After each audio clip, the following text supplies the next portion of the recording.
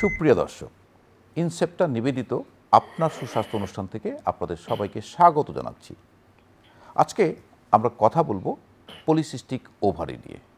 একটি মেয়েদের রোগ, ইনফার্টিলিটি এবং ওবেসিটি এটি অন্যতম কারণ হলো এই পলিসিস্টিক ওভারিয়ান সিনড্রোম।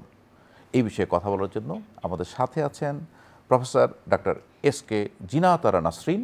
তিনি অধ্যাপক, গাইনি অ্যান্ড অবস বিভাগ, জেডএস শিকদার মেডিকেল কলেজ ও হাসপাতাল। পাশাপাশি তিনি বাংলাদেশ মেনোপজাল সোসাইটির মহাসচিবের দায়িত্ব পালন করছেন এবং পলিসিস্টিক ওভারি সোসাইটির মহাসচিবের দায়িত্ব পালন করছেন। প্রফেসর ডক্টর জিনাতারা নাসরিন, আপনাকে স্বাগত আমাদের স্টুডিওতে। অনেক ধন্যবাদ। আপনার কাছে আমার প্রথম প্রশ্ন, যে পলিসিস্টিক ওভারি আসলে কি? পিসিওএস বলতে বোঝায় এটা একটি অসুস্থতা এবং এন্ডোক্রাইন বা হরমোনজনিত একটি অসুস্থতা, যেটি খুবই কমন। তো এখানে দেখা যায় যে সাধারণত মহিলা বা মেয়েরা অনেক মুটিয়ে যায় এবং পুরুষজনিত যে হরমোন রয়েছে তার আধিক্যের জন্য তাদের দেখা গেছে যে কিছু এলোমেলো বা অবাঞ্ছিত চুল গজাচ্ছে, মোটা হয়ে যাচ্ছে এবং তারা মাসিকের একটু অনিয়মিততা বা এলোমেলো মাসিক হচ্ছে এবং সাথে অনেকটা দেখা যায় যে ইনফার্টিলিটি বা বন্ধ্যাত্বে ভুগছেন। এই সবগুলো নিয়ে যে ডিজিজটি আছে তাকে আমরা পলিসিস্টিক ওভারিয়ান সিনড্রোম বলে থাকি। আমরা ইদানিংকালে কিন্তু এটা একটু বেশি পাচ্ছি। পিছনে কারণগুলো কি বলে আপনি মনে করছেন? দেখা যায় যদি মার হয়ে থাকে তার মেয়েটির হচ্ছে, তার বোনের যদি হয় তার হচ্ছে। এই বংশ পরস্পরের যে একটা গতিবিধি রয়েছে সেটি কিন্তু একটা অন্যতম কারণ। জেনেটিক কারণটা সবসময় যে 100% হবে নট নেসেসারি, হয়তো 1 to 2% গেল, কিন্তু এনভায়রনমেন্টাল কারণ বা পরিবেশগত যে কারণটি রয়েছে, ফাস্ট ফুডের অনেক কনজাম্পশন বেড়ে গেছে, সেডেন্টারি হ্যাবিট বা আমরা যেটা শারীরিক পরিচর্যা বা এক্সারসাইজ করছি না সেটির কারণে, যে এই এনভায়রনমেন্টাল পরিবর্তনের জন্য মেয়েদের কিন্তু পলিসিস্টিক ওভারিয়ান ডিজিজটা এখন অনেক বেশি দেখা যাচ্ছে। এই যদি হরমোনের ইমব্যালেন্স হয়, পরিবেশগত বা লাইফস্টাইলের পরিবর্তনের জন্য এবং জেনেটিক প্রিডিসপোজিশন, এই তিনটি মিলিয়ে দেখা যায় পিসিওএস ইজ ভেরি কমন নাওয়াডেজ। আসলে এই পিসিওসটা কোনো বোঝা যায় কিনা, যার হয়েছে সে কোনো বোঝার কোনো লক্ষণ আছে কিনা? একটি কিশোরী যখন সে বড় হচ্ছে তখন তার সুন্দর ছিপছিপে থাকবে, স্কুলে যাবে, দৌড়াদৌড়ি করবে, নিয়মিত মাসিক হবে, এটি একটি কিশোরীর জন্য একটা নর্মাল জিনিস। কিন্তু দেখা গেল যে সেই মেয়েটি হঠাৎ করেই তার ওজনটি অনেক বেড়ে যাচ্ছে। যেমনটি তার ওজন থাকার কথা ছিপছিপে হালকা, সে তেমনটি নেই। দেখা যাচ্ছে 5 কেজি, 6 কেজি, 10 কেজি এরকম বেড়ে যাচ্ছে, অসম্ভব মুটিয়ে যাচ্ছে এবং মুটিয়ে যেতে যেতে সে কালচে কালচে তার রঙটি হয়ে যাচ্ছে। মা এসে বলেন যে আমার মেয়ের রঙটি কিন্তু কালো হয়ে যাচ্ছে। তারপর দেখা যায় ছোপ ছোপ দাগ পড়ছে, তারপর দেখা যায় যে অবাঞ্ছিত লোম গজাচ্ছে এবং তার মনটা বিষণ্ণ হচ্ছে, বিশেষ করে তার চেহারাটা খারাপ হয়ে যাচ্ছে। আর ওইদিকে আরেকটি যেটি হয়, যে মেয়েটির মাসিক চলছিল, হঠাৎ করে দেখা যায় মাসিকটি অনিয়মিত হচ্ছে। কেমনটি? 2 মাস, 3 মাস, 6 মাস, এমনকি 1 বছর মেডিসিন না খেলে হচ্ছেই না, এরকম অনিয়মিত মাসিক হয়ে যাচ্ছে। তাহলে যে মেয়েটি এরকম মুটিয়ে যাচ্ছে, ছেলেদের মতো অবাঞ্ছিত মোচ গজাচ্ছে, রঙটি পাল্টে যাচ্ছে, কালচে হয়ে যাচ্ছে এবং অনিয়মিত মাসিক হচ্ছে এবং বিষণ্ণতায় ভুগছে, এটি কিশোরীদের বেলায়। আর একটু এগিয়ে যদি যাই, আমরা তরুণীদের মধ্যে যদি চলে আসি, তারা তখন বিয়ে হয়েছে, বিয়ে হওয়ার পরে তারা সন্তানের জন্য চেষ্টা করছেন অথচ সন্তান হচ্ছে না, সেটি আমরা বলি যে বন্ধ্যাত্ব হচ্ছে। আর লাস্টে যেটি বলবো, কিছুই না, একটা আল্ট্রাসাউন্ড করেছে, পলিসিস্টিক ওভারিয়ান ধরা পড়েছে, দৌড় দিয়ে মা আসছেন যে মেয়েরা পিসিওএস হয়েছে। তো এই সকল জিনিসগুলো আমরা পেয়ে থাকি সাধারণত। আপনারা আসলে পিসিওসটা নির্ণয়ের জন্য কি কি ইনভেস্টিগেশনের সাহায্য নিয়ে থাকেন? পিসিওএসের মতো আরও কিছু আছে, হরমোনাল প্রবলেমে, যেমন কুশিং সিনড্রোম, তারপরে আপনার কনজেনিটাল অ্যাড্রেনাল হাইপারপ্লেসিয়া, এন্ড্রোজেনিক টিউমার, এগুলো কিছু কিছু জিনিস রয়েছে। তো সেগুলোকে আমরা বাদ দিয়ে সেটা পিসিওএসের জন্য হচ্ছে কিনা কিছু আমরা যেমন ক্লিনিক্যাল এক্সামিনেশন করি, তার হাইটটা দেখি, ওয়েটটা দেখি, তার কোনো ব্লাড প্রেশারটা বেড়ে আছে কিনা দেখি, অ্যানিমিয়া রয়েছে কিনা, এগুলো আমরা একটা পরীক্ষা করি, প্লাস কিছু ইনভেস্টিগেশন করি, রক্ত পরীক্ষা এবং আল্ট্রাসোনোগ্রাম করি। এই রক্ত পরীক্ষায় আমরা অনেকগুলো হরমোন দিয়ে থাকি, prolactin, thyroid hormone, FSH, LH, একটা এন্ডোক্রাইন টেস্ট করে থাকি। পাশাপাশি আমরা আল্ট্রাসোনোগ্রাম করিয়ে থাকি। তো এই দুটো করলে মোটামুটি বোঝা যায় যে এই মেয়েটির পিসিওএস হচ্ছে কিনা। এই পিসিওএস এর ট্রিটমেন্ট, এটা আসলে আর্লি ট্রিটমেন্ট কি করেন এবং পরবর্তীতে যখন ইনফার্টিলিটি ডেভেলপ তখন আপনারা কি ট্রিটমেন্ট করেন? হ্যাঁ, পিসিওএস এর যদি শুধু আল্ট্রাসোনোগ্রামে পিসিও এসেছে, মা বা তার আত্মীয় স্বজন খুব মানে উদ্গ্রীব হয়ে আতঙ্কিত হয়ে ছুটে এসেছে, সেটি কিন্তু পিসিওএস নয়। পিসিওএস হতে হলে দুটো জিনিসের দরকার। একটি হচ্ছে এই যে ছেলেদের হরমোনের আধিক্য, আমরা একে বলি হাইপার অ্যান্ড্রোজেনিমিয়া, এটি থাকতে হয়, আর সাথে অনিয়মিত মাসিক থাকতে হয়। অথবা পিসিওএস রয়েছে, মানে আল্ট্রাসোনোগ্রামে যে ফিচারটা আমরা নিয়ে এসেন তারা, যে ওভারিতে দেখা যাচ্ছে অনেক ছোট ছোট ছোট ছোট সিস্ট রয়েছে মুক্তার মালার মতো, সাথে তার অনিয়মিত মাসিক আছে। তো এই তিনটে যে আমি উপসর্গ বলেছি তার দুটো থাকলে আমরা পিসিওএস বলছি। তবে আপনার মেয়েটির যদি মুটিয়ে যায়, কালো হয়ে যাচ্ছে, অসম্ভব ওজন বেড়ে যাচ্ছে এবং পাশাপাশি তার মাসিকটা অনিয়মিত হচ্ছে, অবাঞ্ছিত লোম আছে, হ্যাঁ, এটি একটা জিনিস। অথবা শুধু অনিয়মিত মাসিক হচ্ছে, তো এটি যদি থাকে তখন আপনি হয়তো আমাদের কাছে অবশ্যই আসবেন, আমরা চিকিৎসা দেব। সুন্দর চিকিৎসা রয়েছে। কি চিকিৎসা রয়েছে? হ্যাঁ, তো ফার্স্ট অফ অল যেটা খুব সহজলভ্য, আমরা তো আগেই মেডিসিন দিয়ে একটি ছোট মানুষকে বিব্রত করতে চাই না, আমরা লাইফস্টাইল পরিবর্তন করতে বলি।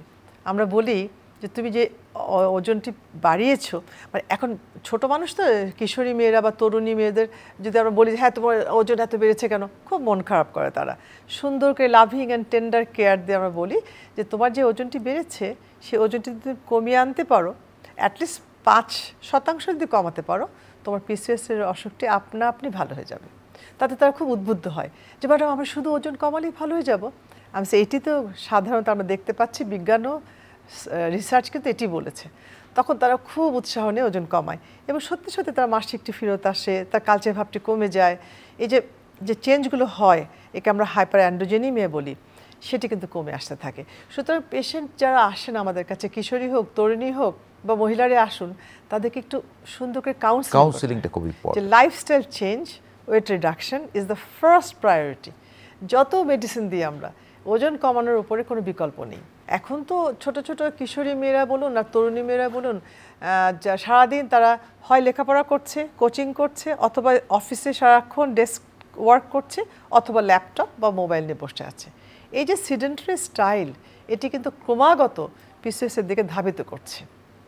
এটি চেনটা ভাঙতে হবে, মানে ফিজিক্যাল অ্যাক্টিভিটিটা তাকে বাড়াতে হবে, একেবারে শরীর একটা সময়, জীবনের জন্য একটা সময় রাখতে হবে, 1 ঘন্টা বা 40 মিনিট তাকে এক্সারসাইজ করে। ইম্পর্টেন্ট জীবনের জন্য। আসলেই যাপিত জীবনটাকে সুন্দর করতে হলে তার সারা 24 আওয়ার্সের মধ্যে অ্যাটলিস্ট আমি বলবো আধা ঘন্টা শি হ্যাজ টু ওয়াক, তাকে হাঁটতে হবে, তাকে শরীরচর্চা করতে হবে। অনেকে সাইক্লিং করছে, দ্যাটস ভেরি গুড। অনেকে সুইমিং করছে, দ্যাটস অলসো ভেরি গুড। আবার অনেকে কিন্তু ডান্স করে, মেয়েরা কিন্তু দরজা বন্ধ করে বলে ম্যাডাম আমি মিউজিক চালিয়ে ডান্স করছে, ইটস ভেরি গুড। এটা একটা ফিজিক্যাল অ্যাক্টিভিটি, এটা একটা physical activity. So whatever they like, walking walking walking. আর যেটি আছে যে খাবারটি আসলে এত জাঙ্ক ফুডের প্রতি আমাদের ছেলেমেয়েরা অ্যাডিক্ট হয়ে গেছে, মানে এটা জাঙ্ক ফুড এবং বেভারেজ। কিন্তু আমি সাধারণত বলি যে তুমি মা যেটি রান্না করেন বাড়িতে, সবজি বেশি খাবে, রাইস অল্প খাবে, চিকেন খাও, তোমার চিকেন ইজ ফেভারিট, ফিশ একটু খাও, একটা এগ খাও, একটা মিল্ক খাও। আর এই যে তোমার জাঙ্ক ফুডগুলো, এই যে তোমার স্যান্ডউইচ, বার্গার, পিৎজা, সপ্তাহে একদিন খাও, একদম বারণ তো করা যায় না। তো দেখেছি কাজ হয়। তখন মেয়েরা বলছে যে হ্যাঁ আমার ফ্রাইডে এলি স্কুল ছুটি হলে সেদিন মা আমাকে এটা খেতে দেবে। আর অন্য সময় আমরা এই নর্মাল বাড়িতে যে খাবারটি হয়, আমাদের ডাল ভাত বাঙালিদের মানে সুষম খাবার যেটা বলছেন, ভেরি গুড। আমাদের এটি করলে, আর আমাদের দেশীয় ফল যেটি খুব আমরা উৎসাহ দিই যে তুমি আমলকি খাও, পেয়ারা খাও, জাম্বুরা খাও, জাউ খাও, আমরা খাও, it's very tasty and high vitamin C, high antioxidant, anti inflammatory, তোমার পিসিওএসকে একদম কমিয়ে দেবে। তো তখন খুব উৎসাহ পায় তারা, এবং দেখা গেছে যে একটু উৎসাহব্যঞ্জক কথা বললে এইসব তরুণীগুলো, কিশোরীগুলো কিন্তু খুব ভালো কাজ, মোটিভেটেড হয় এবং তারা কিন্তু করে। তারপর যদি না হয় তখন তো আমাদের মেডিসিন দিতেই হয়, তখন আমরা মেডিকেলাইজেশন করি। তো সাধারণত আমরা আমাদের হাতে খুব ভালো ভালো মেডিসিন রয়েছে, সেটি আমরা মেটফর্মিন জাতীয় মেডিসিন দিয়ে থাকি, যেটি মেটাবলিক সিনড্রোমকে প্রতিহত করে। আর ওইদিকে আমরা তার যদি অনিয়মিত মাসিক থাকে সেটিকে কমিয়ে রাখবার জন্য আমরা আমাদের হরমোনের সাহায্য নিয়ে থাকি। সেটি হতে পারে ওসিপি, ওরাল কন্ট্রাসেপটিভ পিল, সেটি হতে পারে প্রোজেস্টেরন, সেটি হতে পারে আরও নতুন ক্যাটাগরিজ প্রোজেস্টেরন, এটি দিয়ে থাকি। সাথে মেটফর্মিন জাতীয় মেডিসিন দিয়ে আমরা ওজন কমানোর জন্য আজকাল যেসব বেরিয়েছে, সে অলিস্টার বলেন, সিমাগ্লোটামাইড বলেন, ট্রিজাগ্লোটাইড বলেন, আমরা সেগুলোর সাহায্য নিয়ে থাকি। এগুলোতে পলিসিস্টিক ওভারি অনেকটাই কমে আসে। অনেকটাই কমে আসে। যে আমাদের মূল লক্ষ্য হচ্ছে যে আমরা পলিসিস্টিক ওভারি ডিজিজটা যে একদম নির্মূল হবে এমনটি নয়, এটি সারা জীবনের একটা অসুস্থতা, কিন্তু এটিকে কন্ট্রোল করে রাখলে কোনো খারাপ বা কনসিকুয়েন্সেস বা জটিলতা অ্যারাইজ করে না। আর যদি আমরা পলিসিস্টিক ওভারিকে জয় না করে শুধু ভয় পেয়ে বাসায় লুকিয়ে থাকি, ডক্টরের কাছে না আসি, ওজন না কমে, তাহলে পরবর্তীতে এটি ভীষণ জটিলতার সৃষ্টি করতে পারে। পলিসিস্টিক ওভারির ক্ষেত্রে অনেক সময় হরমোনাল কারণে অবাঞ্ছিত লোম, এটা কিন্তু একটা মেয়েদের জন্য, কিশোরীদের জন্য একটা আসলে খুব বিব্রতকর একটা পরিস্থিতি তৈরি হয়। তারা মনে মনে কিন্তু অনেক বিষণ্ণতায় ভুগে যে তার দাড়ি গোঁফ হচ্ছে, চুল হচ্ছে। এখানে কি করণীয় আছে? হ্যাঁ, এটি তো একটি মেয়ের জন্য খুব কষ্টদায়ক, এবং সে ভাবতে থাকে আমি বোধহয় আর মেয়ে নেই, আমি হয়তো পুরুষ হয়ে যাচ্ছি। এই যে তার দোলাচল চলে, এটি সে তার মাকে বলতে পারে না, তার পিয়ার গ্রুপকে বলতে পারে না, একটা বিষণ্ণতা এবং চরম ডিপ্রেশন হয়। সামটাইমস ওরা বলতে থাকে যে আমি এই জীবন চাই না, এমন মেয়েও আছে। কিন্তু তো পিসিওএসটাকে খুব শক্ত হাতে দমন করতে হয়। বিশেষ করে চুল গজিয়ে গেলে সেই মেয়েটি সারাক্ষণ মুখ ঢেকে থাকছে, স্কুলে যেতে পারছে না, কলেজে যেতে পারছে না, ছেলেরা টিজ করছে, এটি একটু খুব ভয়াবহ জিনিস। তখন বিষণ্ণতা বা ডিপ্রেশন তাকে অ্যাটাক করে। তো এটিকে ফার্স্ট অফ কাউন্সেলিং করতে হবে যে এটি তোমার কন্ট্রোল করা যাবে, এটা ডিজিজটাকে প্রিভেন্ট করা যাবে, ভয়ের কিছু নেই। তখন আমাদের হাতে অনেক মেডিসিন থাকে, আমরা সাধারণত প্লাইকেশন বলি, ওয়্যাক্সিং বলি, তারপরে একটু কিছু মলম জাতীয় জিনিস থাকে যেটি চুল গজানোকে বন্ধ করে। তারপরে স্পাইরোল্যাকটিন বলে একটা মেডিসিন রয়েছে, খুব ভালো কাজ করে। ফিনাস্টেরাইড রয়েছে, এগুলো দিলে কিন্তু নতুন চুল আর গজায় না, এবং সে ওগুলো লেজার করেও এগুলো কমানো যেতে পারে। সুতরাং তাকে সাহস দিতে হবে যে এটি এমন কোনো কঠিন অসুখ নয়, তুমি এটি কিন্তু তার প্রচুর পরিমাণে মেডিসিন রয়েছে, তখন মেয়েটি বুঝতে পারে। এই পলিসিস্টিক ওভারি থেকে যেটা মেইন কারণ হয়ে দাঁড়ায় ইনফার্টিলিটি, এটা আসলে ইনফার্টিলিটির সাথে পিসিওএস এর সম্পর্কটা আসলে কেন? বন্ধ্যাত্ব এবং পিসিওএস নিয়ে কথা বলতে যাই, আমি তখন দর্শকদের উদ্দেশ্যে বলবো যে দেখুন, আপনার যদি বন্ধ্যাত্ব পিসিওএস এর জন্য হয়ে থাকে সেটি কিন্তু সুখবর। কেন? যতগুলো বন্ধ্যাত্বের কারণ রয়েছে তার মধ্যে পিসিওএস এর সাফল্য বা সাকসেস ইজ ভেরি হাই, অনেক বেশি। সুতরাং মন খারাপের দরকার নেই। বন্ধ্যাত্ব তো ওটা হতেই পারে, কিন্তু সেটা সাময়িক। পিসিওএস এমন একটা অসুস্থতা যেটাকে কন্ট্রোল করা যায় এবং বন্ধ্যাত্বকে জয় করা যায়। তো সেক্ষেত্রে আপনারা যাদের পিসিওএস এর কারণে বন্ধ্যাত্ব হয়েছে, এদের চিকিৎসা পদ্ধতির কি হয়? যেমন আমি জানতে চাচ্ছি যে ধরেন আলট্রাসোনোগ্রাম করলে ওভারিতে বললো অনেকগুলো সিস্ট আছে, অনেকেই ভয় পায় সিস্ট আমার অপারেশন করতে হবে, এরকম কোনো কিছু প্রয়োজন আছে কিনা? পিসিওএসে সাধারণত প্রথমে আমরা অপারেশনে যাই না। দেখা গেছে যে যদি সে ওয়েট রিডাকশন করতে পারে এবং তার যদি 6 মাস 1 বছরে বেবি না হয়, সন্তান না আসে পেটে, তো আমরা নিশ্চয়ই নিঃসন্তান দম্পতির কিছু ক্লিনিক্যাল ওয়ার্কআপ থাকে, এটা করতে হবে, আল্ট্রাসাউন্ড করতে হবে, কিছু টেস্ট করতে হবে, হাজব্যান্ডের স্পার্ম অ্যানালাইসিস করতে হবে, সব দেখে নিলাম, দেখে বুঝে নিলাম যে না, অন্য কোনো কারণেই পিসিওএস শুধু রয়েছে, তাহলে আমরা একে বলি ওভুলেশন ইন্ডাকশন, অথবা ওভারি থেকে ডিম তৈরি করার জন্য কিছু মেডিসিন রয়েছে আমাদের হাতে, সেগুলো দিই আমরা, এবং খুব চমৎকার কাজ করে। শুধু সাথে যে ওজন মানে কমিয়ে রাখতে পারি।